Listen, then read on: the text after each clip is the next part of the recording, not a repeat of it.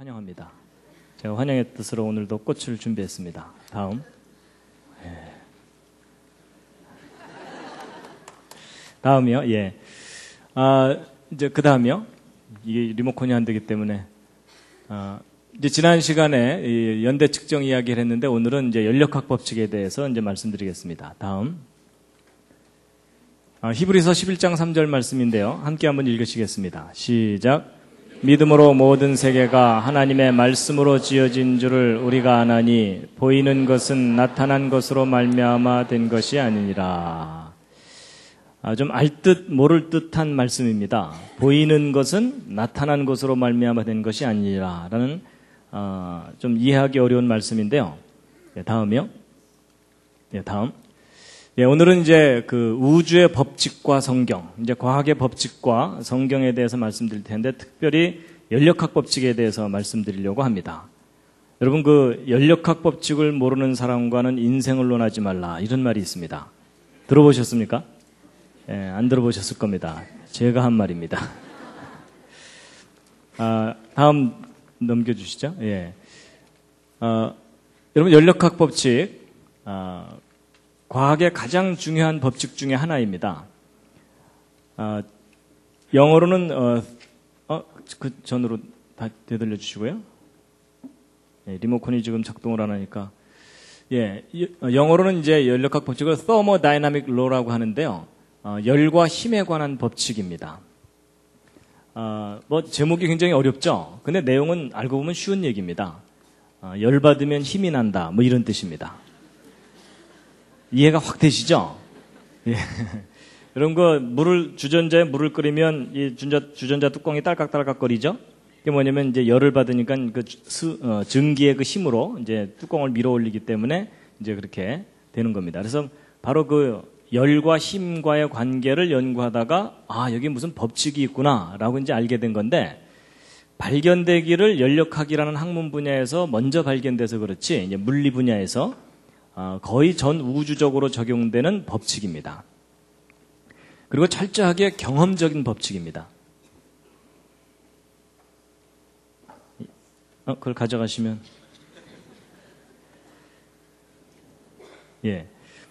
철저하게 경험적인 법칙인데요.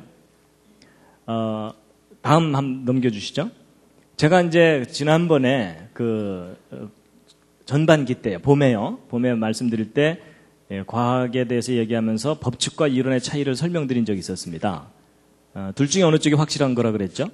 법칙입니다. 법칙은 증명이 된 것을 법칙이라고 하기 때문에 법칙은 확실한 것이고 이론은 다시 관찰할 수 없고 또는 다시 관찰할 수 있다 하더라도 예외들이 자꾸 생기기 때문에 이제 이론이라고 합니다. 그래서 과학자들이 법칙을 발견하고 난 다음에도 그 법칙에 반대되는 증거들이 생길 때 그 법칙을 버립니다. 그런데 이제 이 연력학 법칙은 발견된 이후로 지금까지 반대되는 증거가 없는 과학의 가장 근본적인 법칙입니다. 한번 눌러주시고요. 그래서 이 법칙과 이론을 제가 설명드리면서 마치 올림픽에서 금메달과 은메달의 차이처럼 과학의 법칙은 금메달이고 이론은 은메달이다 이런 말씀을 드렸듯이 하여튼 법칙은 우리가 지금 현재까지는 믿어야 되는 이제 그런 것입니다. 다음이요.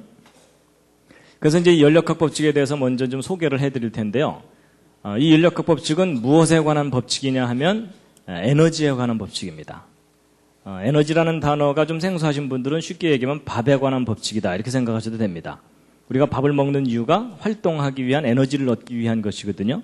그래서 이제 그 에너지에 관한 법칙인데 이 연력학 법칙은 여러 개가 발견이 됐는데 1법칙, 2법칙, 3법칙 이렇게 발견됐는데 이렇게 발견하다 보니까 1법칙보다도 더 기본적인 법칙이 나중에 발견돼 갖고 할 수 없이 그것을 0법칙 이렇게 해놨습니다. 다음. 그래서 이제 0법칙부터 3법칙까지 이렇게 쭉 있는데 그 중에 오늘 1법칙과 2법칙을 이제 주로 설명을 드릴 겁니다. 다음이요. 여러분 그 밥을 먹을 때 양이 중요합니까? 질이 중요합니까? 어느 쪽을 더 중요하게 생각하십니까? 둘 다 중요합니다. 그렇죠? 예. 아무리 좋은 음식도 뭐 이만큼 알약 하나 주고서 하루 버티라 그러면 신경질 나죠. 그렇죠? 그래서 이제 밥에도 양과 질이 있는 것처럼 이 에너지도 양과 질이라는 두 가지 측면이 있습니다.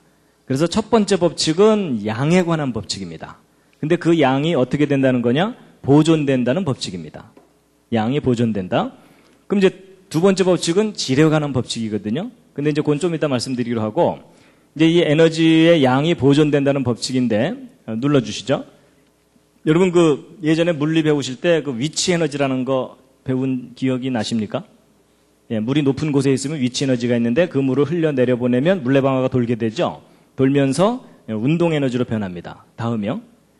그리고 이제 저 운동 에너지, 물레방아 도는 걸 이용해서 이제 발전기를 돌리면 전기가 얻어지거든요. 다음 눌러주시죠.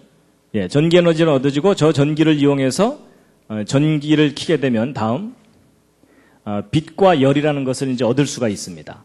그래서 높이 있던 물이 빛이나 열로 변하는 거예요.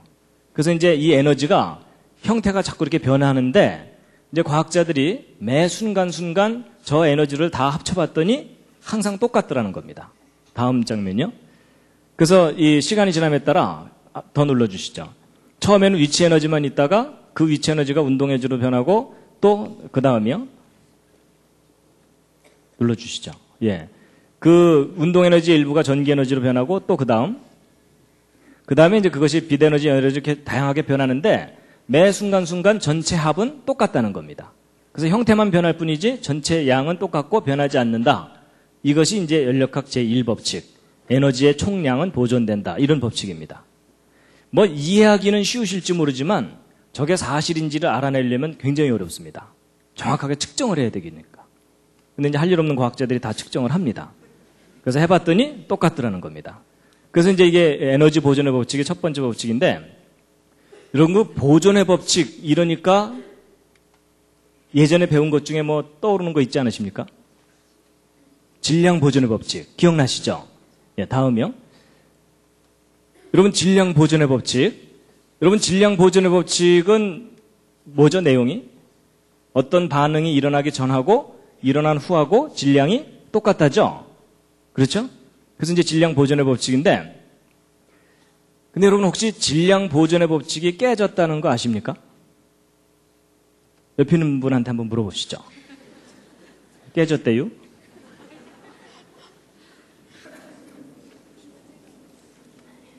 그래서요, 이제 질량 보존의 법칙 깨졌다는 거 아시는 분이요? 예, 몇 분 계시는군요. 예.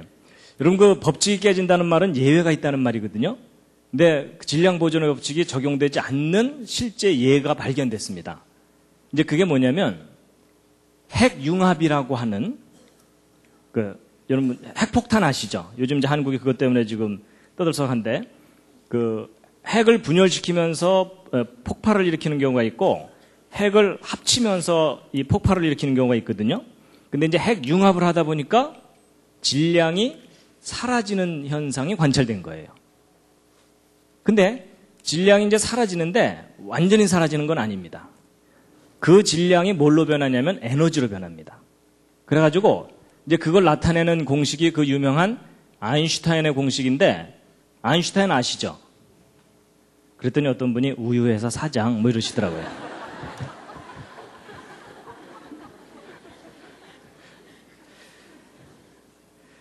이게 그 유명한 그 아인슈타인의 공식인데요. 여러분 이 아인슈타인의 공식이 뭐냐면 에너지는 질량에다가 이게 C가 비타민 C가 아니라 그 빛의 속도입니다. 그래서 질량에다가 빛의 속도의 제곱을 곱한 것과 같다. 뭐 이런 뜻이거든요. 근데 이제 저게 예, 알겠습니다.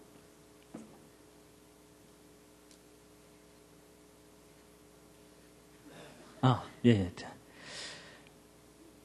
근데 이제 요게 이제 무슨 뜻이냐면 질량이 사라지면 거기에다가 빛의 속도의 제곱을 곱한 만큼의 에너지가 생기는 건데, 여러분 이 빛의 속도는 1초에 지구를 7바퀴 반 돌 정도 큰 값입니다. 그러니까 약간의 질량만 사라져도 엄청난 에너지가 나온다 그 뜻입니다. 그래서 여러분 예를 들어 이 리모컨만큼의 질량이 사라지잖아요. 그러면 이 일대에 대폭발이 일어날 정도의 엄청난 에너지가 나옵니다. 그래서 제 몸이 하나 사라지면요, 제 몸 전체가 완전히 에너지로 변해버리면 이 분당 일대가 그냥 폭발돼서 날아갈 정도의 큰 에너지가 나옵니다. 그래서 여러분 아무리 화가 나도 너 꺼져버려 이러시면 안 됩니다. 진짜 그 사람이 꺼져버려서 에너지로 확 변해버리면 너도 죽고 나도 죽고 다 죽는 겁니다. 그래가지고 바로 이런 그 약간의 질량만 없어져도 엄청난 에너지가 나오는 걸 이용해서 핵 융합을 이용해서 이제 그 수소폭탄이라는 걸 만드는데, 이론은 되지만 실제적으로 그걸 컨트롤하는 게 어렵기 때문에 그 수소폭탄은 아직 실용화가 제대로 되고 있지 않은 그런 상황입니다. 근데 이제 보세요. 이것이 우리에게 굉장히 중요한 걸 알려줍니다. 특히 창조에 관해서 중요한 걸 알려주는데, 여러분 지금 현재 우리가 보고 있는 이 모든 것들은 물질이거든요. 그렇죠? 근데 성경에 의하면 우리가 눈으로 보는 이 모든 물질들이 물질이 아닌 것으로부터 창조됐다 그러잖아요. 그렇죠?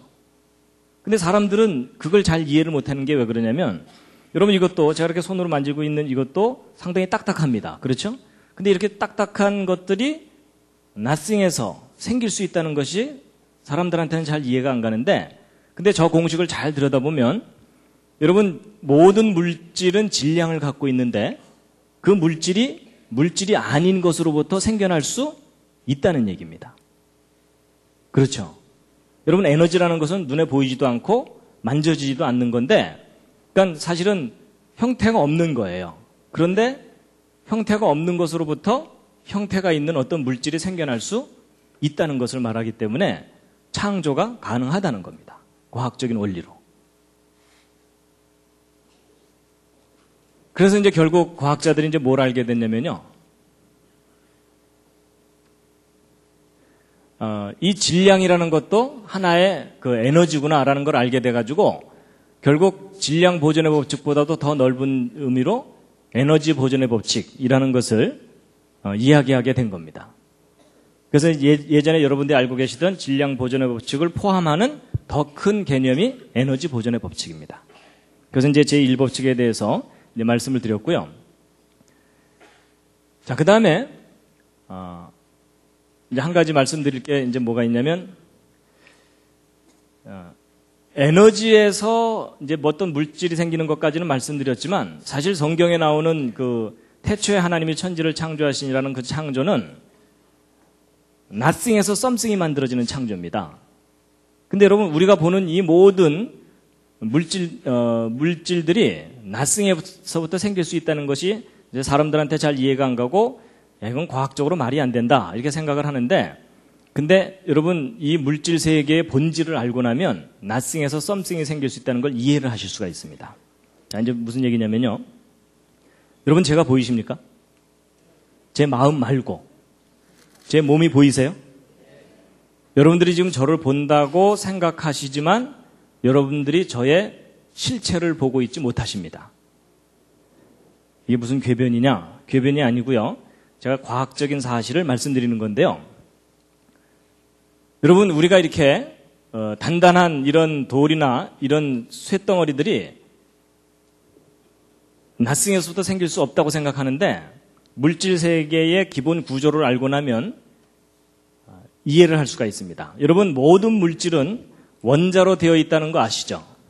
그렇죠? 근데 이제 이 원자의 구조가 어떤지를 과학자들이 알고 나서 깜짝 놀랐습니다. 이 우주가 사실은 텅 빈 거라는 걸 알게 된 거예요. 무슨 말이냐면요. 여러분 이 원자는 그 중심에 핵이라는 게 있고 그 주변을 전자가 돈다는 거 기본적으로 아시죠? 뭐 모르셔도 괜찮습니다. 오늘 알려드릴게요. 그런데 이제 우리는 보통 그 원자가 이렇게 있으면은 그 속이 대부분은 꽉 차 있을 거라고 생각을 하거든요. 근데 아닙니다. 여러분 이 원자 내에서 이 핵과 전자의 상대적인 크기와 거리를 비유적으로 말씀드린다면 어떤 상태냐면, 이 핵을 농구공만 하다고 생각하면 이 전자는 콩알보다도 작습니다. 그 크기가. 그런데 문제는 이 전자가 농구공 바로 옆에서 이렇게 돌고 있는 게 아니고 어느 정도 거리를 떨어져서 돌고 있는 셈이냐면 대략 한 2km쯤 떨어져서 돌고 있는 겁니다. 2km쯤. 그러면 이 핵으로부터 이 전자까지 이 중간은 뭐냐면 텅 빈 공간입니다. 허공. 근데 저런 구조를 가진 원자들로 여러분과 제 몸이 이루어져 있습니다. 그럼 여러분 2km짜리를 꽉 압축을 하면 이 중간이 다 사라지면서 이 전자가 요 핵에 딱 들러붙겠죠? 그럼 2km짜리 공이 농구공만해질 정도로 압축이 된다는 뜻입니다. 그러니까 제가 이렇게 폼을 잡고 이렇게 서 있지만 제 속에 들어있는 이 절대 공간인 이 허공을 다 빼내고 이 핵하고 전자만 모아서 저를 압축하면 제가 얼마나질 것 같습니까? 2km짜리가 요만해지는 거니까 제가 2m도 채 안 되니까 1mm도 안 될 만큼 조그매지는 겁니다. 그러니까 제 몸을 이루고 있는 물질만 모으면 그 정도밖에 안 된다는 뜻입니다. 근데 그게 지금 뻥튀기가 돼갖고 제가 여러분 앞에 이렇게 서 있는 겁니다. 그러면 이제 이 핵은 그럼 꽉 차 있느냐? 아닙니다. 이 핵을 조사해봤더니 그 속에 중성자와 양성자들이 뭉쳐 있는 건데 이 중성자와 양성자를 뺀 나머지 대부분은 또 텅 빈 허공입니다. 그나마 이 중성자와 양성자가 속이 꽉 차 있느냐 하면 그렇지도 않고 그 속에 쿼크나 소립자로 이루어졌는데 여러분 이 핵도 이 핵 내부에 있는 공간을 허공을 다 빼내고 이 소립자나 쿼크 이런 것들만 딱 모아놓잖아요. 그러면 티끌 하나만 해집니다. 그래가지고 이 핵 자체도 거의 부피가 제로기 때문에 예를 들어 이 지구 있죠. 저 지구를 이루고 있는 원자 속에 있는 허공을 다 빼내고 이 지구를 이루고 있는 전자하고 소립자만 딱 뭉치면 얼마나 지냐면 이 지구는 티끌보다도 작아집니다. 안 믿어지시겠지만 그게 사실입니다. 그래서 이 지구가 압축을 시키면 거의 제로가 돼버리고요. 그것뿐만 아니라 우리가 살고 있는 이 우주 있죠. 이 우주에 있는 별들을 다 모아가지고 압축을 하잖아요. 탁구공보다도 작아집니다.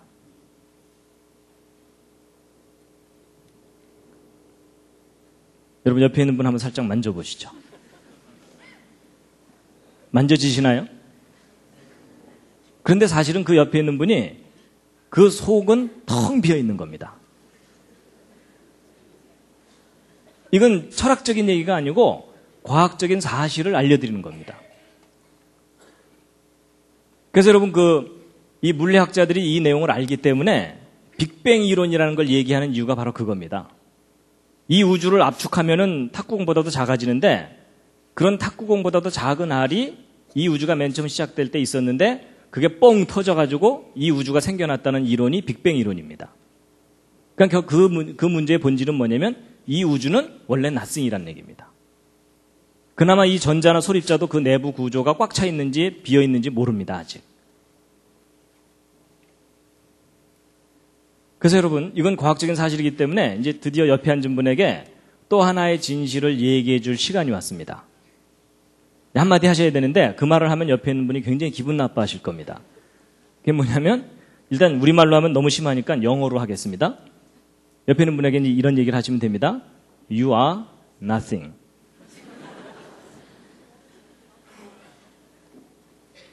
실제로요. 이걸 우리말로 하면 어떻게 됩니까? 당신은 아무것도 아니야. 이 얘기입니다.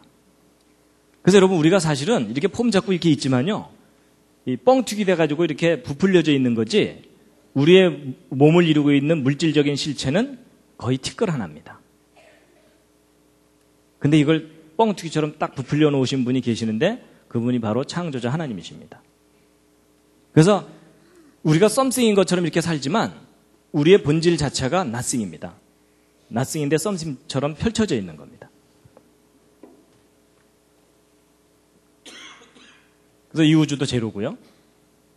그래서 이제 이 사실을 이제 아시고 나면요. 이제 성경 말씀이 더 실감나게 이제 다가오게 되는데요.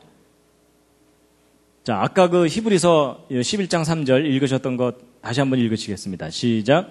믿음으로 모든 세계가 하나님의 말씀으로 지어진 줄을 우리가 아나니 보이는 것은 나타난 것으로 말미암아 된 것이 아니니라. 여러분, 이 보이는 것, 이게 뭐냐, 우리 눈에 보이는 이 모든 것들이요, 이렇게 나타나 있는 것이 본질이 아니라는 겁니다. nothing이 something처럼 펼쳐져 있는 거라는 겁니다.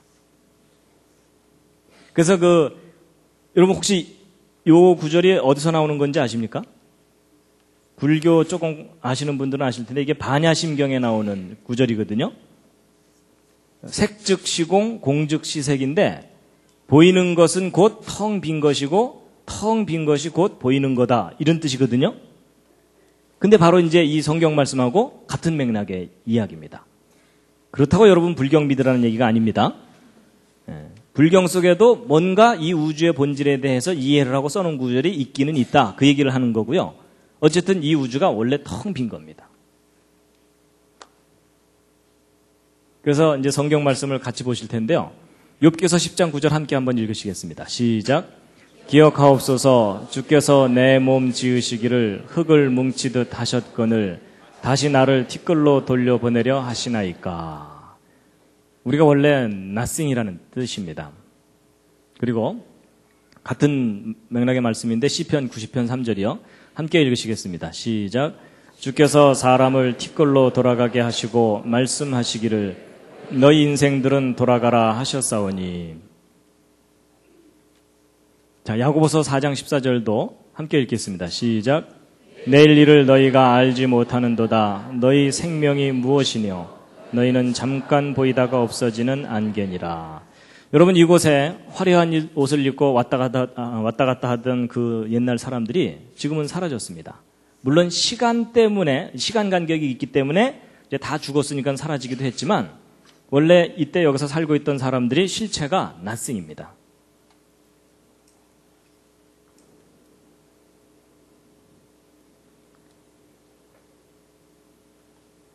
사람 정도가 아니고요. 이사야서 40장 15절 읽으시겠습니다. 시작. 보라, 그에게는 열방은 통에 한 방울 물 같고 저울에 적은 티끌 같으며 섬들은 떠오르는 먼지 같으니. 여러분, 이 세상 모든 만물이 그냥 하나의 티끌이라는 겁니다. 근데 이게 과학적으로 옳은 표현입니다. 자, 히브리서 1장 3절 말씀인데요. 함께 한번 읽으시겠습니다. 시작. 이는 하나님의 영광의 광채시요 그 본체의 형상이시라. 그의 능력의 말씀으로 만물을 붙드시며.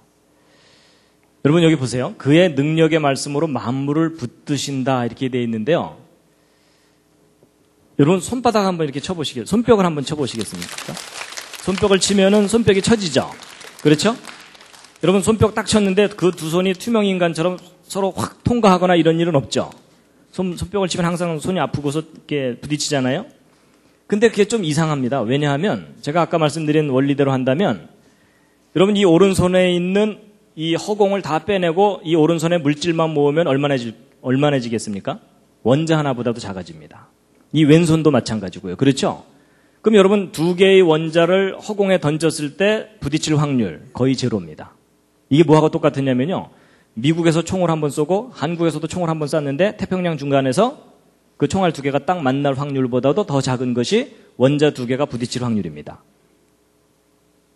그럼 사실 우리가 이게 손뼉을 딱 칠 때 이게 부딪히기보다는 서로 통과를 해버려야 됩니다. 근데 우리는 항상 손뼉을 치면 손이 부딪히죠. 그 이유가 뭐냐면 그게 물질과 물질이 부딪히는 게 아닙니다. 물질이 부딪히는 게 아니고 뭐가 부딪히는 거냐면 필드, 그러니까 어떤 장이 부딪히는 건데요. 이제 영어로 하면 필드고 우리말로 하면 여러분 그 장풍이라는 거 혹시 아세요? 그 무협지 같은 데 나오는 거, 그렇죠? 예, 뭐 바람이 막 확 나가고 뭐 그런 거 있잖아요. 이제 그런 비슷한 거라고 보시면 되는데 쉽게 얘기하면 이런 겁니다. 여러분 자석을 N극과 N극을 이렇게 두 개를 붙이려 그러면 이상하게 중간에 아무것도 없는데 반발을 하죠. 그렇죠? 이제 그런 걸 영어로 뭐라 그러면 필드라 그러거든요. 근데 보세요. 이제 그 모든 물질들이 이렇게 어떤 건 단단하고 어떤 건 이렇게 연하고 그런 이유가 뭐냐면 이 모든 물질들이 원자로 이루어졌는데 이 원자의 중심에는 핵이 있고 거기에 양성자가 있어가지고 여긴 플러스고 여긴 마이너스입니다. 근데 되게 이 플러스하고 마이너스는 서로 잡아당기는 거 아시죠? 근데 전자는 이제 하도 열심히 돌아다니니까 딱 들러붙질 않고 일정한 간격을 유지하면서 돌고 있거든요. 근데 이제 원자 두 개가 서로 멀리 있으면요. 여기 있는 플러스하고 여기 있는 마이너스가 서로 잡아당기고 여기 있는 플러스하고 여기 있는 마이너스가 서로 잡아당겨가지고 이제 가까이 오게 됩니다. 이렇게. 근데 가까이 오는데 아주 딱 들러붙지 않는 이유가 뭐냐면 가까이 오고 나면 여기 있는 플러스하고 여기 있는 플러스가 반발을 합니다. 그리고 여기 있는 마이너스하고 여기 있는 마이너스가 반발을 하고요. 그래서 일정한 거리를 딱 유지하게 돼 있습니다. 그래서 이제 안정된 거리를 딱 유지하게 되거든요. 근데 이게 사람과 사람 사이도 마찬가지입니다. 여러분 낯선 사람이 너무 바짝 다가앉으면 거부감이 들죠. 그렇죠? 그래서 사람마다 적당한 거리가 있습니다. 그래서 낯선 사람하고는 한 사람 옆 정도 이렇게 거리를 두고 앉아야 되고 친한 친구끼리는 바짝 붙어 앉죠. 그래서 이게 사람이 안정감을 얻는 거리가 있는 것처럼 원자들도 이렇게 안정감을 얻는 거리들이 있어가지고 이제 그런 안정 거리만큼 균형을 이루면서 이렇게 이제 물질들이 들러붙게 되는데, 근데 이 물질들마다 그 들러붙는 양상이 서로 이렇게 다 다릅니다. 그래가지고 요 아래에 있는 요 경우는 단단한 물질을 의미합니다. 한번 이제 여기 예를 들어 이렇게 내려오면은 여기서 움직이기가 힘들죠. 그렇죠? 그래서 요건 단단한 물질이고 요건 이렇게 내려와 있으면 여기는 약간 움직이기가 쉬우니까 요건 연한 물질입니다. 그래서 물질마다 이 특성이 다 다른 거거든요. 그래가지고서 이제 이렇게 단단하고 연한 것들이 있는데 결국 이게 뭐냐면 이제 필드가 작용을 하기 때문입니다. 이 자석처럼. 그래가지고 여러분 고철 같은 거 처리하는 이 수집장 같은 데 가면 전기로 자석을 만들어가지고 고철들을 옮기는 걸 하는 경우가 있습니다. 그래가지고 이제 포크레인 비슷한 거가 있어가지고서 여기에 그 전기를 딱 가하면은 자석이 돼가지고 이 고철 더미 위에다 올려놓으면 막 고철들이 막 달라붙습니다. 이제 달라붙은 걸 가지고 이렇게 옮겨다가 전기를 딱 풀어버리면은 그냥 우수수 떨어져 버리죠. 그래서 이제 물질들마다 저런 이 필드가 작용할 때만 서로 달라붙고 그렇게 되게 돼 있거든요. 그래서 우리가 손뼉을 딱 칠 때 서로 부딪히는 것은 물질들이 부딪히는 게 아니라 자석의 N극과 N극이 서로 반발하는 것 같은 그런 필드가 반발을 하는 겁니다. 근데 만약에 저 필드를 스위치를 딱 꺼버리면 어떻게 되냐면 이 오른손과 왼손이 서로를 인식을 못하기 때문에 통과해버립니다. 그래서 이제 이게 무슨 말이냐면 하나님께서 모든 물질들이 이런 플러스와 마이너스가 서로 작용을 해가지고 들러붙을 존재할 수 있도록 원리를 두신 거거든요. 근데 이제 하나님께서 어느 날 없던 일로 하자 하고서 저 필드의 스위치를 딱 꺼버리면 어떻게 되겠습니까? 이 우주가 그냥 사라져버립니다.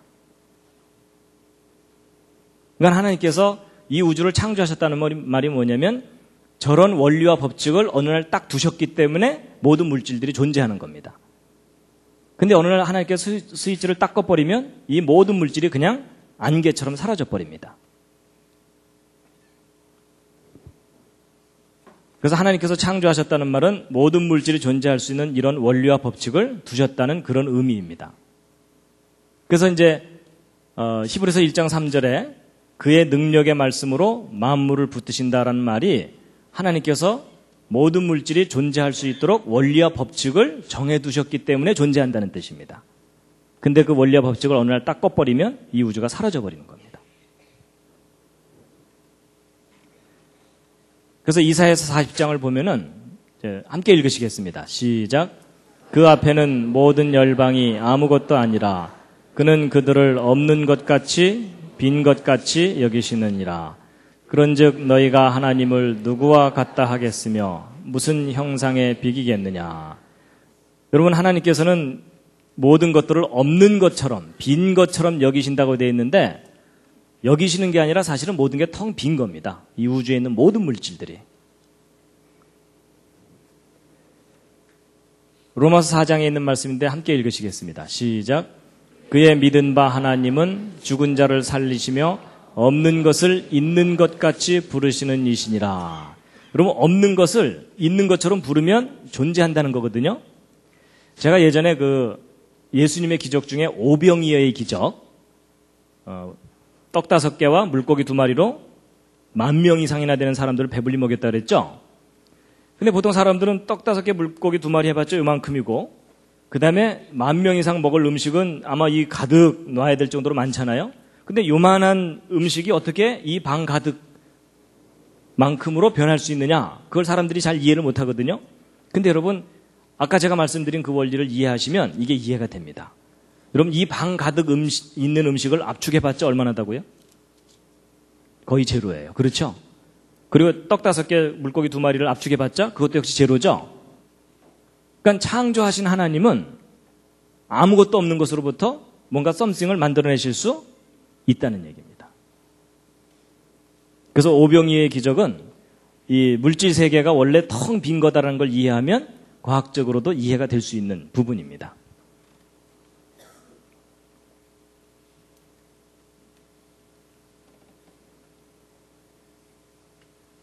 이사야서 40장 26절에 있는 말씀인데요. 함께 읽으시겠습니다. 시작.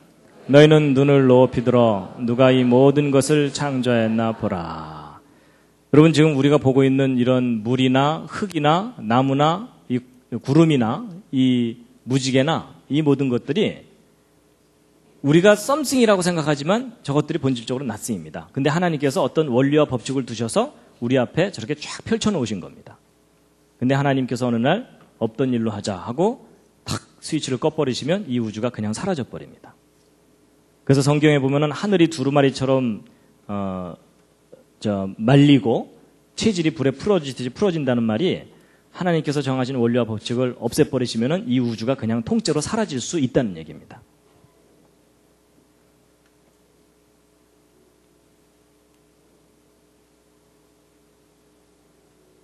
제가 이 기능이 예.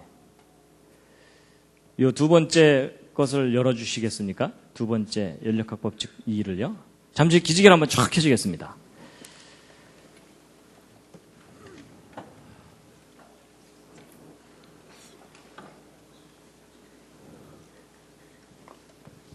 자, 이 리모컨이 고장이 나는 바람에 스텝이 엉켜가지고 지금까지는 좀 별로 재미없으셨죠?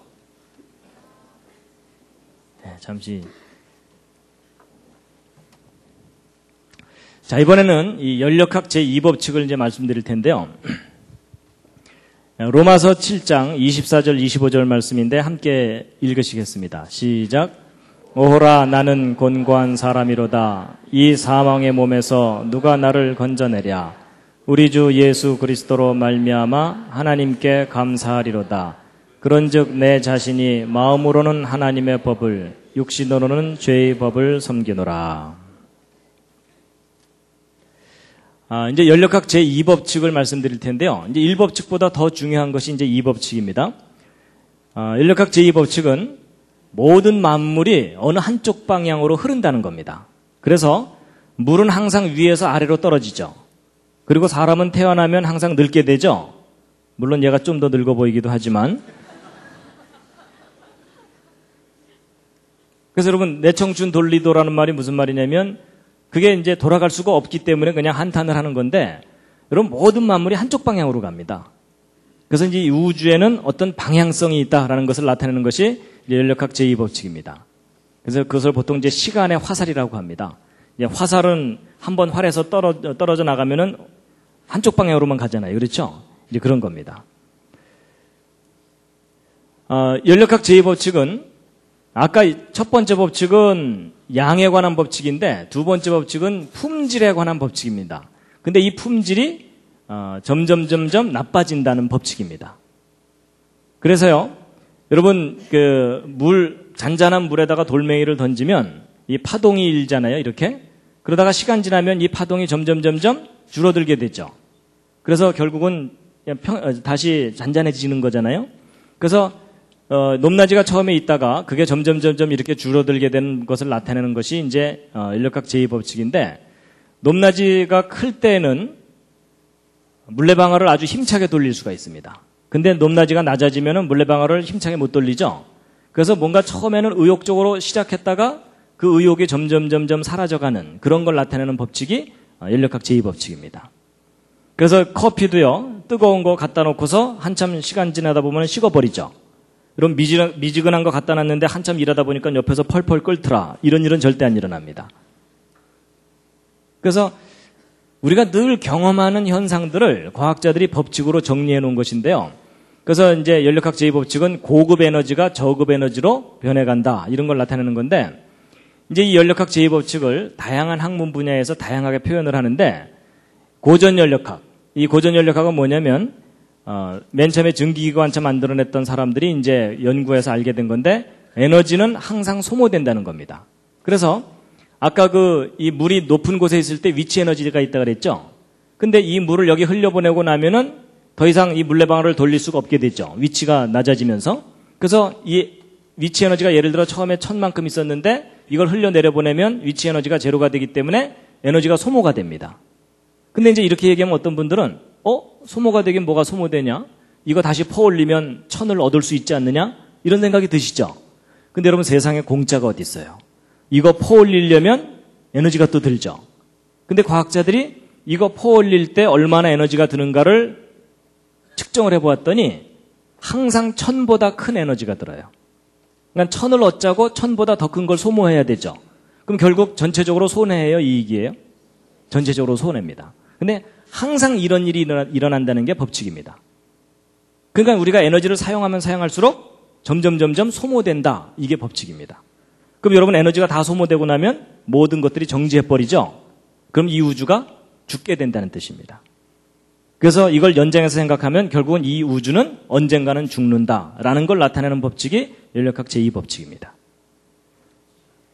그래서 여러분 사람도 마찬가지입니다. 여러분 사람이 열심히 먹고 난 다음에 가끔 힘주죠? 그렇죠? 근데 여러분 사람이 물레방아하고 똑같아요. 우리가 먹는 이 음식은 고급 에너지입니다. 근데 이 뒤로 내보내는 것은 저급 에너지죠? 그렇죠? 그래갖고 바로 요것과 요것의 차이를 이용해가지고 사람들이 이렇게 활동하면서 사는 겁니다. 물레방아하고 원리가 똑같죠? 그렇죠? 그 다음에 이제,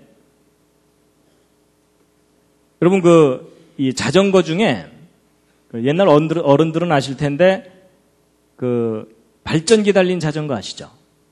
그래서 밤에 이제 어두워지면은 이 발전기를 바퀴 쪽에다 딱 붙여놓으면은 뱅뱅뱅 돌아가면서 전기를 이렇게 내게 됩니다. 근데 이 맹구가 이걸 가만히 보더니 기가 막힌 아이디어를 생각해냈어요. 뭐냐면 이 전기를 이용해서 불을 켤 게 아니고 이 전기를 이용해서 이 뒤에다가 모터를 돌리면 모터가 돌아가면 뒷바퀴 돌아갈 거고 뒷바퀴 돌아가면 앞바퀴 돌아갈 거고 앞바퀴 돌아가면 전기가 생길 거고 이 전기로 다시 뒷바퀴 돌리면 한번 싹 페달만 한번 밟아주면 저절로 부산까지 가겠죠? 근데 이런 일이 실제로 일어날까요? 안 일어날까요? 안 일어납니다. 왜냐하면 여기서 열심히 페달 밟아도 전기를 100% 생산해내지 못하고 이 전기가 모터를 100% 돌리지 못해요. 그러니까 한번 돌아오고 나면 에너지가 줄줄줄 다 새버려요. 그러니까 그 다음에 또 우리가 또 페달을 밟아야 되거든요. 그래서 에너지가 자꾸 소모가 되기 때문에 우리가 계속 힘들게 에너지를 투입하면서 살아야 되는 그런 원리가 작용하는 게 이제 연력학 제2법칙입니다. 그래서요, 이 연력학 제2법칙을 나타내는 것이 이제 뭐냐면 항상 이 새 것이 낡은 것으로 변해가는 것을 나타내는 겁니다. 이게 연력학 제2법칙인데요. 여러분, 집을 만들어 놓고 나면 이 집이 점점 낡아져 가지고서 무너지지 이런 벽돌들이 저절로 이렇게 막 질서 있게 세워지지 않잖아요. 그래서 이런 벽돌들이 이렇게 질서 있게 세워지려면 지혜와 능력으로 에너지를 투입해야만 이렇게 질서가 생깁니다. 그래서 화산이 폭발해가지고 저절로 집이 안 생기는 이유는 질서가 무질서로는 가지만 무질서가 질서로는 자동적으로 안 갑니다. 그래서 이제 우리가 이런 법칙 하에 살고 있기 때문에 항상 질서가 무질서로 이제 가는 것을 겪고 있기 때문에 우리가 끊임없이 청소해야 되고 이런 겁니다. 여러분 한 달 동안 머리를 안 감았는데 늘 감은 듯한 머리더라. 이런 일은 절대 안 일어납니다. 여러분 맛있게 먹고 나면은 꼭 설거지 해야 되죠. 그렇죠? 그래서 우리가 활동하면 활동할수록 무질서가 주변에 늘어나게 돼 있거든요. 여러분 처음 들어올 때는 정돈이 잘 돼 있다가 여러분 가고 나면 막 쓰레기도 남고 뭐 이러잖아요. 그게 질서가 무질서로 자연스럽게 간다는 법칙입니다. 그래서 특히 이 어린 아이들은 이 무질서를 만드는 데 선수입니다. 근데 사람이 성숙하게 되면 자기가 에너지를 투입해서라도 질서를 세웁니다. 그래서 교회도 마찬가지입니다. 다른 사람을 배려하는 그런 마음이 없는 성숙하지 않은 사람들이 교회에 많이 모이면 교회가 많이 어지러워집니다. 근데 남을 배려할 줄 아는 성숙한 사람이 있으면 교회에 질서가 생기거든요. 그래서 사람은요, 가만히 내버려두면 타락하게 돼 있습니다. 맞죠? 그게 연력학 제2법칙입니다. 그리고 여러분, 강의 듣고서 나가면서 곧바로 잊어먹으시죠? 그것도 연력학 제2법칙에 해당됩니다. 그렇죠? 예, 그런 겁니다. 그리고 보통 이제 이 예배 딱 참석했을 때는 오늘은 끝까지 들어보자 이러지만 조금 시간이 지나면 혼수 상태로 접어들죠? 뭐 작심삼일 이런 모든 내용들이 바로 연력학 법칙에 해당됩니다. 그래서 맨 처음 완전했던 상태에서 점점 불완전한 상태로 자연스럽게 내려간다는 것이 연력학 제2법칙입니다. 그래서요, 이 연력학 제2법칙에 관련해서 이제 그 한 가지 설명드릴 게 뭐냐면요. 여러분 금 좋아하시죠? 금. 근데 이제 이 금을 보시면, 보통 금은방에 가서 순금을 사면 보증서를 써주는데 거기에 몇 %라고 보통 돼 있던가요? 99.9 내지는 99.95 보통 그렇게 써줍니다. 그래서 요즘 금 한 돈이 얼마죠? 한 뭐 5만 원에서 10만 원 그 사이죠? 그렇죠? 예. 근데 이제 보통 일반 금은방에서 파는 금은 뭐 한 돈에 5만 원, 10만 원 이렇게 될 텐데 이런 반도체에 사용하는 금은 순도가 훨씬 높은 금을 써야 됩니다. 왜냐하면 이 반도체 연결하기 위해서 아주 가나다란 금실을 써야 되거든요. 지금은 이제 다른 물질로 대체를 하지만 옛날에는 금을 썼어요. 왜냐하면 금은 녹이 안 슬거든요. 그래갖고 아주 가느다랗게 이제 해서 이제 전기를 흘려보내야 되는데 근데 이 금 속에 들어있는 이런 불순물들이 열을 내게 됩니다. 그래갖고 열을 내면서 금실 전선이 끊어지면 안 되니까 가능한 한 이 불순물들을 빼내야 됩니다. 그래서 이제 이런 불순물들을 빼내서 순도를 높이게 되는데 그래서 이제 이렇게 순도가 높은 금들은 이런 금들보다 훨씬 비쌉니다. 왜냐하면 이 불순물들이 좋은 말 할 때 안 나오기 때문에 얘네들을 이제 빼내려면은 에너지를 가해야 됩니다. 그래서 여러분 불순물이 들어있는 금을 순수하게 만드는 방법 중에 제일 간단한 게 뭔지 아십니까? 뜨겁게 가열해서 때리면 순수해집니다. 그게 이제 원리가 왜 그러냐면요. 뜨겁게 가열을 하면 금은 녹이 안 슬거든요. 근데 불순물들은 녹이 슬어요. 근데 그 불순물들이 되게 녹이 슬면 딱딱해집니다. 딱딱해지면 막 때리게 되면은 딱딱한 게 비스켓처럼 떨어져 나갑니다. 그래서 뜨겁게 가열해서 때리면 금이 아닌 것들은 떨어져 나가게 돼 있어요. 그러면서 점점 순수해집니다. 근데 여러분 이게 뭐하고 비슷하지 않습니까? 아이들 키울 때 아이들이 집안에만 있다가 바깥에 내보내면은 자꾸 친구들한테 뭐 나쁜 말 배워줘 뭐 하여튼 나쁜 짓 많이 배우잖아요. 그렇죠? 그럴 땐 어떻게 해야 됩니까? 때려야 됩니다. 때리면 어떻게 되나요? 순수해집니다. 이해가 되시죠? 근데 여러분 그 원리가 물질 세계에서도 똑같아요. 그래서 하나님이 창조하신 물질 세계의 원리와 우리 마음의 세계의 원리가 비슷합니다. 그래서 여러분 성경을 보면은 아이를 매질을 참아 못하는 자는 자식을 사랑하지 않는 거다라는 말이 나오거든요. 그 말이 진리입니다. 구타라는 얘기가 아닙니다. 뭔가 아이에게 잘못된 생각이 들어갈 때는요. 때려서라도 그것을 쫓아내줘야 된다는 겁니다. 그런데 이제 보세요. 여러분 순도가 낮은 금을 순도가 높은 금으로 만들려면 가열해야 되죠. 때려야 되죠. 그게 다 에너지고 그게 다 돈이잖아요. 그렇죠? 그러니까 순도를 높이려면은 항상 비싸집니다. 이 금이. 근데 이제 보통 이 구자가 뒤에 더 많이 붙을수록 더 순수해지는 거거든요. 근데 보통 이 구자를 한두 개 붙일 때마다 값은 몇십 %씩 뛰어요. 금값이. 그럼 여러분 생각해 보세요. 100%짜리 금을 만들려면 이 구자가 무한대로 생겨야 되죠. 그렇죠? 그렇다면 결국 주먹만한 금덩어리 하나를 100% 순수하게 만들 수 있을까요? 없을까요? 이게 불가능합니다. 우주에 있는 에너지를 다 쏟아부어도 금덩어리 하나를 100% 순수하게 만들지 못한다는 게 과학의 원리거든요. 쉽게 얘기하면 이 우주는 스스로 순수해질 수 없다는 의미입니다. 그래가지고 여러분 이 금에 불순물이 들어갈수록 질서가 무너지게 돼 있거든요. 그래가지고 우리는요 보통 이제 무슨 생각을 하냐면 이제 불순물이 들어간다는 얘기는 순수하지 못하다는 뜻이기 때문에 쉽게 얘기하면 이걸 타락 곡선이라고 생각하시면 불순물이 조금만 들어가도 금방 타락합니다. 그래서 이제 상당히 사람들이 점점 타락하게 되게 돼 있는데 보통 사람들이 조금 타락한 상태에서 정신 차리면 좀 착하게 살 수가 있습니다. 그런데 순수해지려고 노력하면 노력할수록 완전하게 100% 순수해진다는 게 불가능하다는 것을 깨닫게 됩니다. 그래서 보통 이제 교회 생활하다 보면 이런 일이 있어요. 엉망으로 살던 사람들이 마음 잡고 이제 좀 착하게 살잖아요. 그럼 교만해집니다. 나 정도는 돼야지 뭐 이러면서 이제 자기가 좀 순수해지고 난 다음에 별로 순수하지 않은 사람들을 비난을 하게 되는데 근데 그 사람이 정말 순수해지려고 노력하다 보면은 절망을 하게 됩니다. 이게 안 되는구나. 그래서 여러분 그 사도 바울이 아까 그 고백했던 거 있잖아요. 오호라 나는 곤고한 사람이로다. 이 사망의 몸에서 누가 나를 건져내려 했던 그 고백은요. 사도 바울이 엉망으로 살 때 한 고백이 아니고 거의 성자처럼 살 때 한 고백입니다. 그러니까 자기가 순수해지려고 노력하다 보니까 100% 순수해질 수 없다는 걸 깨닫게 되는 거예요. 그래서 인간이나 이 피조 세계가 스스로 순수해질 수 없기 때문에 완전해질 수 있는 방법은 뭐냐면 완전하신 하나님이 우리를 완전하게 해주시는 방법밖에 없다는 겁니다. 그래서 제가 이 물질 세계 속에서 이런 원리, 제가 이제 재료공학을 공부했기 때문에 저런 연력학 법칙 저런 거 배우거든요. 근데 이거 배우면서 제가 이 과학의 법칙하고 이 성경의 원리학과 똑같구나. 제가 그걸 깨닫게 됐습니다. 자, 그래서 이제 이 연력학 제2법칙의 아주 중요한 요점 중에 하나가 바로 이제 이 그림인데요. 잘 보세요.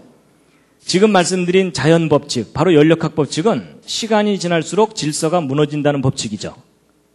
근데 여러분 학교에서 가르치는 진화론은 뭐냐면 점점점 시간이 지나갈수록 무질서에서 질서가 생겨난다는 이론이죠. 여러분 제가 서두에서 뭘 말씀드렸냐면 법칙과 이론 중에 어느 쪽이 더 중요하다고요? 법칙이 우선이라 그랬죠? 그래서 여러분 그런 얘기를 하는 겁니다. 연력학 제2법칙 하나만 제대로 알아도 이 진화론이 근본적으로 잘못된 이론이라는 걸 알 수 있다라고 말하는 거가 바로 이겁니다. 근데 여러분 성경을 보면 맨 처음에 하나님께서 완전하게 만드셨던 때가 있고 그 이후로 타락했다고 돼 있죠? 그게 과학 법칙하고 통합니다. 그래서 여러분 과학의 법칙은 절대로 성경에 반대되지 않습니다. 오히려 과학의 법칙들이야말로 성경이 옳다는 것을 아주 강력하게 뒷받침해 줍니다.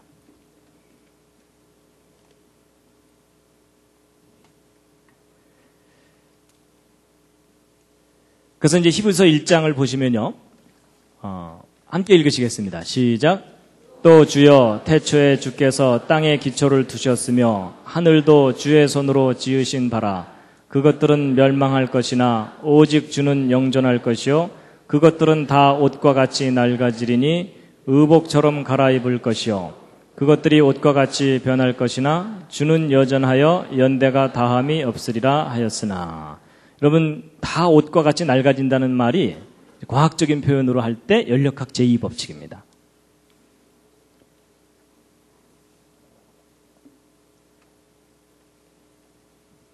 자, 그 다음에 이제 마지막으로 이제 한 가지 더 말씀드릴 텐데요. 이제 세 번째 것을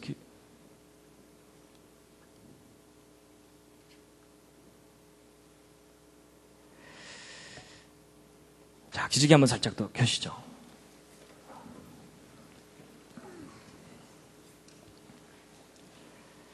자, 이제 마지막으로 이제 정말 중요한 부분이 이제 남았습니다. 뭐냐면, 연력학 제2법칙을 다양한 학문 분야에서 다양하게 발견해서 표현을 하는데, 이제 그 중에 정말 중요한 부분이 바로 이 정보 연력학 분야입니다. 이 정보를 다루는 사람들이, 인포메이션을 다루는 사람들이 어떤 법칙을 발견했어요. 그게 뭐냐면, 정보는 전달될수록 변질된다는 겁니다. 자, 이게 무슨 말이냐면, 여러분 생각하는 사람을 조각한 조각가가 누굽니까? 로댕이요. 그렇죠? 예, 로댕. 그래가지고 이 모범생이 로댕이라고 딱 썼어요. 근데 그 옆에 있는 친구가 그걸 쓱 보더니 뭐라고 썼다고요? 오댕 이런 거예요. 근데 이제 그 뒤에 있는 놈이 쓱 보더니 뭐라고 썼다고요? 덴뿌라. 그 옆에서 뭐라고 썼다고요? 어묵. 그 뒤가 맛살. 그 뒤가 게맛살. 뭐 이렇게 된 겁니다. 그래서 결국 생각하는 사람을 조각한 조각가 누구예요? 게맛살입니다. 여러분 이게 우스갯 이야기지만 그게 뭘 나타내 주는 거냐면 이 연력학 제2법칙의 정보 연력학을 얘기해 주는 겁니다. 정보는 전달되면서 변질된다는 거예요. 그럼 시험 치르고 나오면 누가 바보가 될까요? 로댕이라고 쓴 아이가 바보가 돼요. 왜냐하면 다른 애들은 다 먹을 건데 걔만 아니잖아요. 그러니까 다른 애들이 뭐라고 핍박해요? 우리가 틀렸겠냐? 네가 틀렸지? 뭐 이러면서. 그래서 진짜 정보가 오히려 핍박을 받게 돼 있어요. 그게 연력학 제2법칙이에요. 그래서 여러분 귓속말 이어가기 아시죠? 뭐 어른들 많이 해보셨을 거예요, 옛날에. 그거 한번 하고 나면 배꼽을 잡고 웃죠? 그래서 처음 시작한 말이 끝까지 전달되는 일이 거의 없어요. 그래서 전달하는 사람이 많으면 많을수록 변하게 돼 있고, 그렇죠? 그리고 문장이 길면 길수록 변하게 돼 있고, 중간에 띨띨한 사람이 많을수록 확실하게 변해요. 그렇죠? 그래갖고 우리가 배꼽 잡고 웃으면서 즐기는데, 근데 그런 일이 나타나는 현상이 왜냐하면 바로 저 법칙 때문에 그렇습니다. 정보는 전달되면서 변질되게 돼 있어요. 그래서 여러분 교회에서 목사님이 어느 남녀 청년에게 책 좀 사달라고 보냈는데 둘이 나란히 이 서점에 들어가는 걸 길 건너편에서 누가 봤어요. 근데 그냥 나란히 들어가더라만 하면 되는데 그 소문이 어떻게 번져요? 손을 잡았대더라 안 잡았대더라 이러면서 이제 말이 막 변하더니 어떻게 돼요? 예? 결혼한대더라 안 한대더라 이러다가 어떻게 돼요? 그놈이 나쁜 놈이 됐더라 이러면서 끝납니다. 근데 여러분 그게 말은 전달되면서 변질되는 게 어떤 원리예요. 그래가지고 여러분 이런 정보가 변질이 되면 정보가 혼란스러워지게 돼 있습니다. 반드시 혼란스러워지게 돼 있거든요. 그래서 막 로댕, 오댕, 덴뿌라 막 서로 막 뒤섞여가지고 사람들이 어느 게 정답인지를 모르게 돼요. 근데 이런 현상이 당연히 나타나게 되는데 그래가지고 그렇게 되게 되면 이 정보연력학적인 원리에 의하면은 초기 정보를 잃어버리게 돼요. 그러니까 로댕을 잃어버리게 되는 거예요. 그러니까 오뎅과 덴뿌라가 서로 싸우는 거예요. 서로 자기가 진리라고. 그래서 여러분 오늘날 현대인들이 특히 창세기에 나오는 천지창조, 에덴동산 이야기, 노아의 홍수 이야기, 바벨탑 사건 이야기들에 대해서 그걸 사실이라고 믿는 사람 거의 없죠. 근데 여러분 그걸 이상하다고 생각하시면 안 됩니다. 바로 연력학 제2법칙의 원리 때문에 당연히 그렇게 되게 돼 있습니다.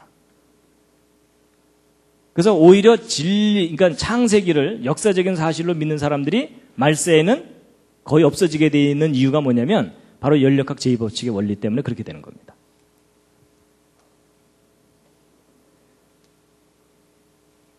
그 다음에 이제 이 연력학 제2법칙이 작동을 하게 되면 개념의 혼란이 증가하는데요. 예를 들어 사랑이요. 여러분 사랑이라는 게 얼마나 가치 있는 단어입니까? 그렇죠? 근데 그 사랑이라는 단어에 대한 이해가 사람마다 다 달라요. 그렇죠? 그러는 바람에 사랑한다니까 이러면서 서로 싸운다고요. 그렇죠? 그리고 여러분 죄가 뭐죠? 죄가 뭡니까? 제가 지난번 한자 얘기할 때 알려드렸는데요. 하나님의 말씀에서 벗어나는 게 죄입니다. 근데 오늘날 현대인 중에 죄가 하나님의 말씀에서 벗어나는 게 죄라고 알고 있는 사람은 거의 없어요. 그렇죠? 그래서 이 정확한 개념이 변질되게 되어 있습니다. 그리고 예전에는 행복의 기준이 뭐냐 그랬을 때 옛날 우리 어른들 중에 돈이 기준이라고 생각한 사람 그리 많지는 않았습니다. 그렇죠? 근데 요즘은 그냥 돈이 행복의 기준이 돼버렸고요. 그 다음에 이제 진리가 밥 먹여주냐 이러면서 진리에 대해서 관심이 없어졌거든요. 그래서 결국 초기 정보도 잃어버리고 개념이 혼란해지면은 가치관의 붕괴가 일어납니다. 그래서 오늘날 현대인들이 가치관의 붕괴가 일어난 이유가 바로 이런 원리가 작동하기 때문에 그렇습니다. 그리고 여러분 종교만큼 또 혼란스러워진 게 없습니다. 그렇죠? 정말 중요한 게 종교인데 인간을 구원하는 것이 종교인데 종교가 혼란스러워져가지고 여러분 자칭 메시아가 이 세상에 얼마나 많아요. 그렇죠? 내가 재림 예수다 이러잖아요. 그럼 이제 그 옆에 있는 사람이 난 널 보낸 적이 없다 뭐 이러면서 둘 다 묶어놔야 됩니다. 그렇죠? 그래서 여러분 이 시대에 진짜 종교를 찾는 일은 정말 어려운 일입니다. 그렇죠? 예. 그래서 이렇게 종교가 혼란스러워진 원인 중에 하나도 바로 그 연력학 제2법칙이 작동하기 때문에 그렇습니다. 근데 이제 이 모든 것들이 다 변질되고 그러지만 변질되지 않는 게 있습니다. 그게 뭐냐면 하나님의 말씀은 변하지 않는데요. 이사야서 40장에 있는 말씀인데 함께 한번 읽으시겠습니다. 시작. 풀은 마르고 꽃은 시드나 우리 하나님의 말씀은 영영이 서리라 하라. 자, 이제 마지막으로 이제 뭘 말씀드리고 마칠 거냐면요. 지금 방금 제가 말씀드린 이 연력학 제2법칙에 의하면 정보는 반드시 변질되게 돼 있다 그랬잖아요. 그럼 생각해 보세요. 여러분과 제가 가지고 있는 이 성경은 원본이 아닙니다. 맞죠? 원본이 아니고 이건 우리가 가진 성경은 번역본이에요. 그러니까 원본이 있을 거고 그 원본을 곧바로 번역한 게 아니라 여러분 지금 모세가 받았던 십계명이라든지 모세 오경의 그 원본들은 지금 없어요. 맞죠? 구약 성경의 원본이 하나도 남아있는 게 없습니다. 그래서 그 원본을 필사를 했어요. 옮겨 적었어요. 근데 여러분들도 옮겨 적어 보시면 알지만 옮겨 적을 때마다 글자 틀리죠. 그렇죠? 더군다나 이 책이 뭐 한두 장짜리 책이 아니라 이렇게 두꺼운 책을 옮겨 적는다면 반드시 틀리는 글자들이 생길 수밖에 없겠죠. 아까 그 연력학 제2법칙에 의해서. 맞죠? 그렇다면 이제 우리가 어떤 의심이 드는 거냐면 도대체 이 책이 원본과 똑같다고 누가 보장할 수 있느냐 하는 거예요. 그렇죠?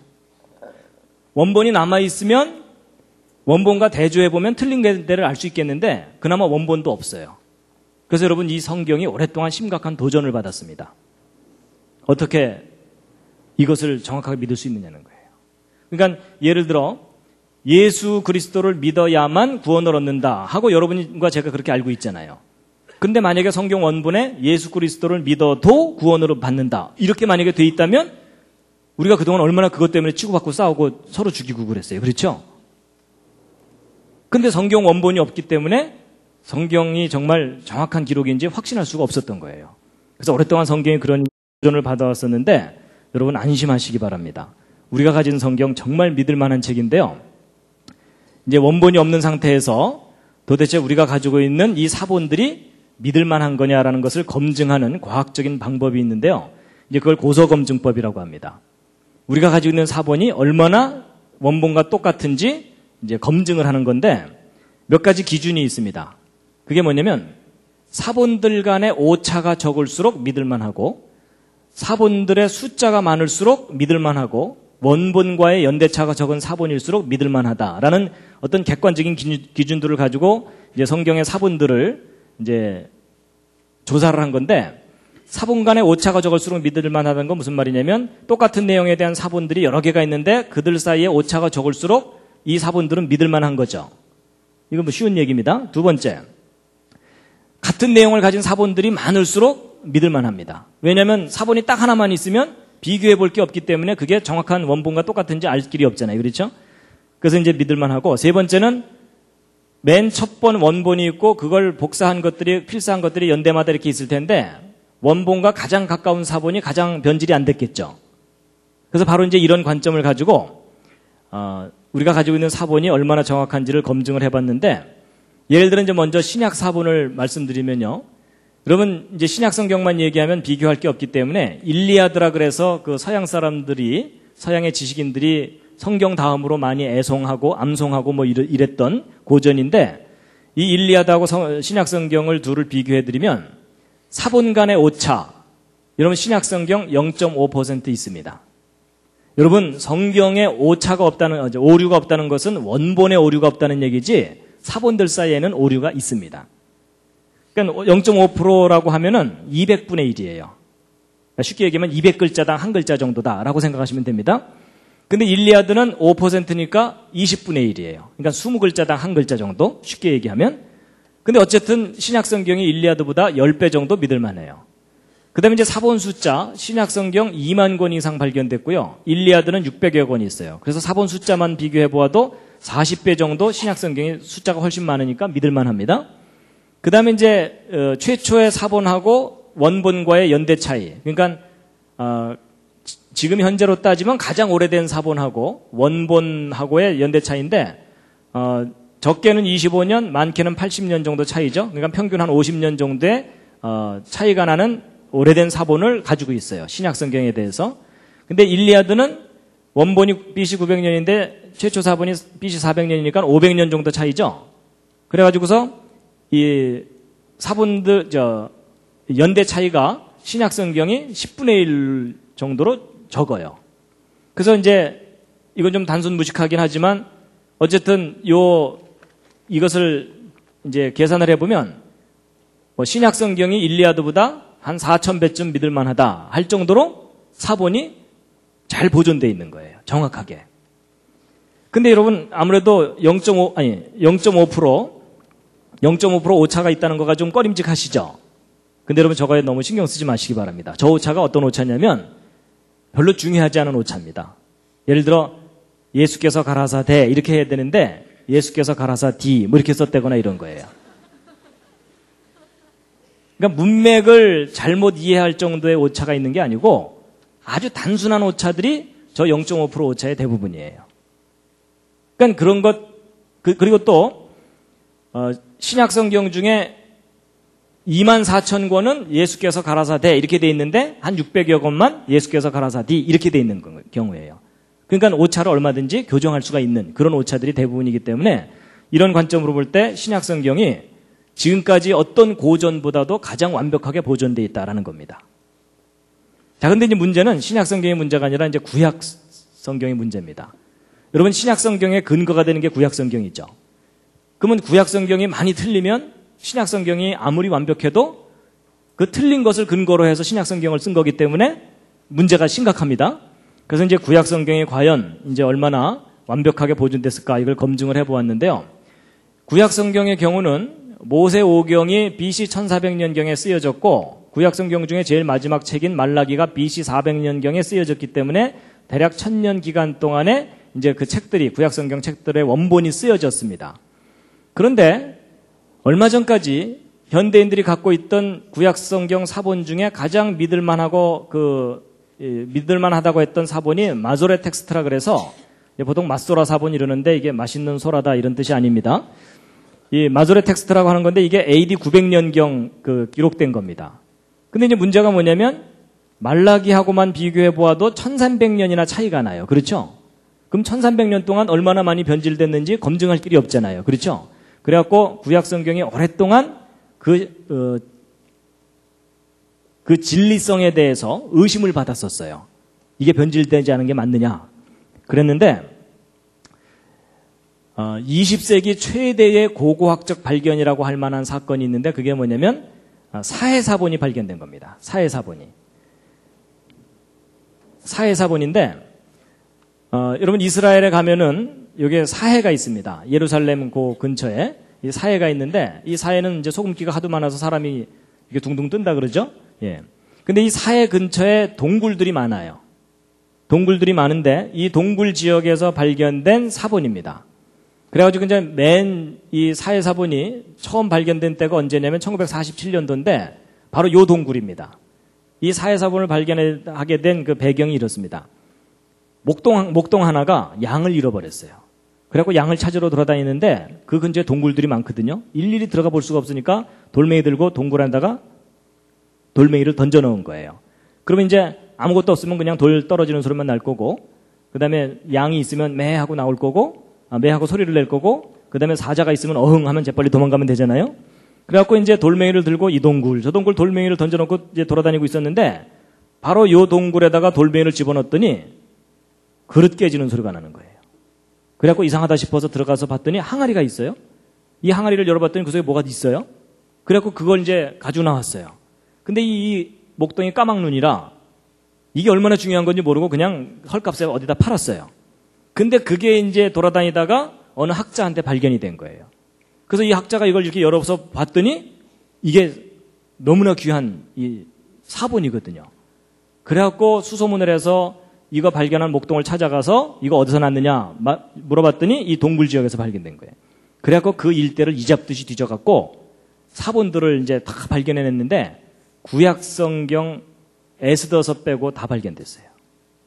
사본이. 근데 문제는 이 사해 사본이 언제적 사본이냐면 이제 그때 이제 발견된 유물들도 함께 있고요. 그래서 이런 유물과 그 밖의 기록들을 조사해 봤더니 이 사해사본은 예수님 당시쯤 기록된 거예요. 그러면 맞소라 사본하고 1000년 기간의 차이가 있죠. 그렇죠? 그럼 이제 학자들의 관심은 뭐냐면 이 사해사본과 맞소라 사본이 얼마나 서로 틀린가 이거 확인해 보는 거죠. 그래서 1000년이나 지났으니까 굉장히 많이 틀릴 거라 생각했는데 놀라지 마세요. 이사야서 같은 경우 한 글자도 안 틀려요. 그러니까 완벽하게 보존되어 있는 거예요. 그래서 이 사해사본 연구하는 사람들이 사해사본 연구하면서 깜짝 놀라는 게 뭐냐면 1000년이라는 세월을 두고 변하지 않았어요. 기록이. 그러니까 이 기간 동안 안 변했기 때문에 그 이전 기간에도 변할 리가 없겠죠. 그렇죠? 그러니까 이게 무슨 얘기냐면 예를 들어 이제 이런 창세기 같은 경우 있죠? 이 창세기가 모세가 기록할 때 그 기록이나 예수님이 성전에서 읽을 때의 기록이나 우리가 지금 보는 기록이나 똑같다는 뜻입니다. 이 말씀이 변하지 않았어요. 그 기록이. 그러니까 아까 그 연력학 법칙에 비교해 보면 연력학 법칙에 의하면 변질돼야 되잖아요. 그렇죠? 근데 이 성경 기록이 변질되질 않은 거예요. 그래서 이게 무슨 말이냐면 인간이 지금 현재 가지고 있는 기록 중에 가장 믿을 만한 완벽하게 보존된 기록이 성경 사본이라는 겁니다.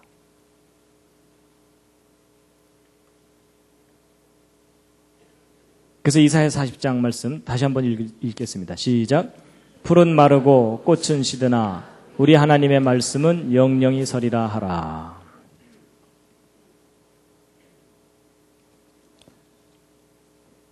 시편 19편에 있는 말씀인데요. 함께 읽으시겠습니다. 시작. 여호와의 율법은 완전하여 영혼을 소성케 하고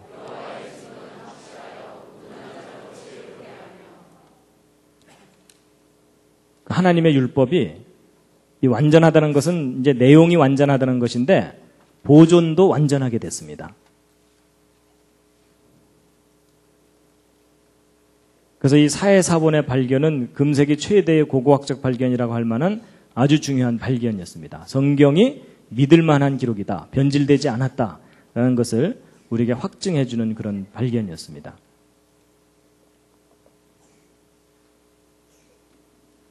디모데후서 3장 15절에 있는 말씀인데요. 함께 읽으시겠습니다. 시작. 또 내가 어려서부터 성경을 알았나니 성경은 능히 너로 하여금 그리스도 예수 안에 있는 믿음으로 말미암아 구원에 이르는 지혜가 있게 하느니라. 뒤어 읽겠습니다. 시작. 모든 성경은 하나님의 감동으로 된 것으로 교훈과 책망과 바르게 함과 의로 교육하기에 유익하니 이는 하나님의 사람으로 온전케 하며 모든 선한 일을 행하기에 온전케 하려 함이니라. 자, 그래서 이제 오늘 연력학 법칙을 말씀드렸는데요. 기억나십니까? 기억 안 나셔도 괜찮습니다. 연력학 법칙 때문에 기억이 안 나시는 거거든요. 여러분, 첫 번째 법칙이 보존의 법칙이라고 그랬죠? 이 우주는 하나님이 처음 창조하신 모습 그대로 보존되고 있습니다. 그 외형적인 것은. 근데 문제는 변질이 되고 있다는 겁니다. 두 번째 법칙이 변질입니다. 그래서 이 변질의 법칙에 대해서 크게 세 가지 얘기를 했는데요. 첫 번째가 이제 에너지가 점점 고갈되기 때문에 이 우주는 결국은 사망을 당하게 된다. 그 얘기고, 질서가 점점 무질서해지면서 이 우주가 무질서 쪽으로 가고 있다라는 것이고, 그 다음에 정보가 점점 변질되기 때문에 사람들이 진리를 잃어버리게 된다. 그 얘기입니다. 근데 여러분, 저런 법칙이 작용하고 있는 이 우주 가운데에서 여러분과 제가 성경의 진리라는 것을 깨닫고 그걸 믿고 살아간다는 건 거의 기적입니다. 그래서 제가 이 연력학 법칙을 이해하고 나서는 야, 내가 성경을 진리라고 믿고 산다는 게 이게 기적이구나 라는 것을 알게 됐고 그것에 대해서 감사하고 있습니다.